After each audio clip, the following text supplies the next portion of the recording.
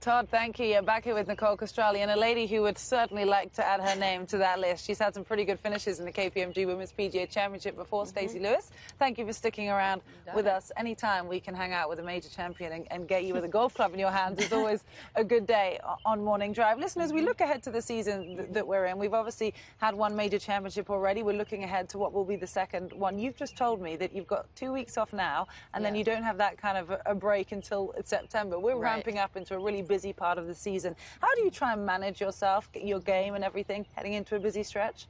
The biggest thing is just make sure it's in a good spot where you don't feel like you're having to work on it every single week, and where everything just feels pretty solid. And then from there, it's just kind of managing the day-to-day of, you know, sometimes you get a little quick, sometimes, you know, things get a little off, but usually you can keep it in check and just not have a lot to work on. You know, that really helps manage the energy level. And where would you say you are at right now? I actually feel like I'm in a really good spot. Look at my finishes the last couple weeks, that they've been a little frustrating, but I feel like the game is in a much better place than the results have been these last few weeks, and had some good starts earlier in the year, so I feel like the game's in a good spot. You certainly did. I know there's a couple of things that you do that Nicole wants to highlight, right? Well, talking about finishes, I got a little trivia question. For Stacy. Do you know how many career top 10s you've had? Oh my gosh. I have no idea. A lot, I guess. I know it's a lot. It's 99, actually, to be exact. Gosh. So, yes, I would say that's a lot. Wow. Obviously, to have that many top 10s, you've been a fantastic ball striker. Is there something over your career that you've kind of struggled with, that you've always had to keep a watchful eye? Yeah, it's actually since my surgery, my swing changed a lot after my back surgery, and so since surgery, my hands tend to get pretty high in the backswing, and which is good to an extent because it allows for a lot of momentum. You can create more distance that way, but it gets out of control at times. Do you mind demoing that for us, Stacy? Why don't you show us what too high looks like at the top? So when it gets too high, we really look at this elbow right here. Okay. And so you can on all the videos and stuff, you can actually put a degree there to it. But when that elbow kind of gets really high and out of place, from there the body gets out in front and that club gets behind you. So what's your ideal position? Where would you prefer to get your hands? I say we have a range where it doesn't have to be exactly perfect, but if it gets on the high end of the range, we know we need to bring it back in. So, I mean, anywhere, you know, if we can stay in there, is a pretty good spot for our me. viewers at home, is there a specific drill that you like to do? I do.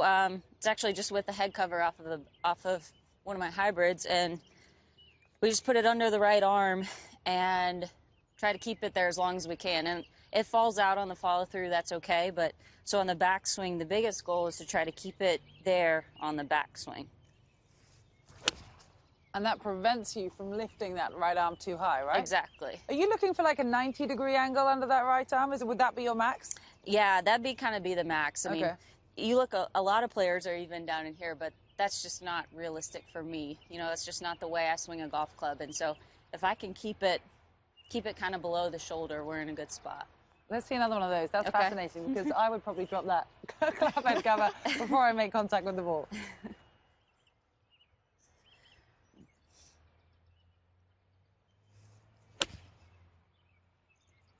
See, this is a really simple drill that anyone can work on at home, right?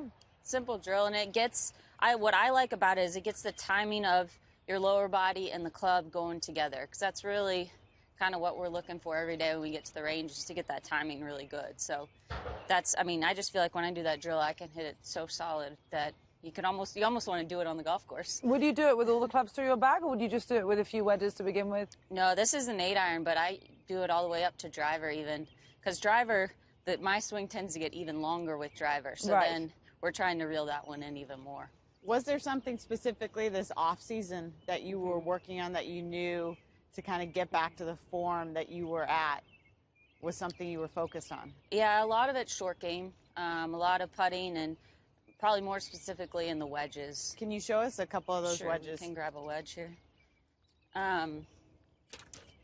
You know, I think to be a good wedge player, you have to be able to control the height of it, not only the spin, but also the height. And so we worked on some different shots, and for me, a lot of it's just really staying grounded and keeping the club in front of me, not getting the swing too long. So we worked on these kind of little I guess they're kind of little half shots, but where almost play it a little back in the stance, open the face, put the hands forward, and it's like a little kind of a low, kind of nipped. Yeah, more of a driving shot that you can control the height on it to control the distance that way instead of always throwing a wedge up in the air. Would you say overswinging is one of the biggest mistakes you see in amateurs that you play with?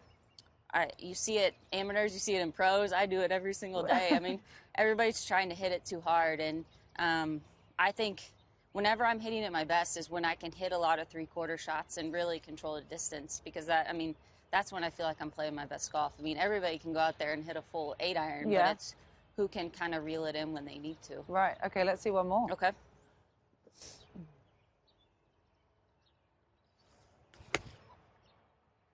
I could stand here all day watching her hit golf shots. And she keeps that right elbow down like she does in her full swing. I'm telling you what, I'm going to take that to the range myself. I like it.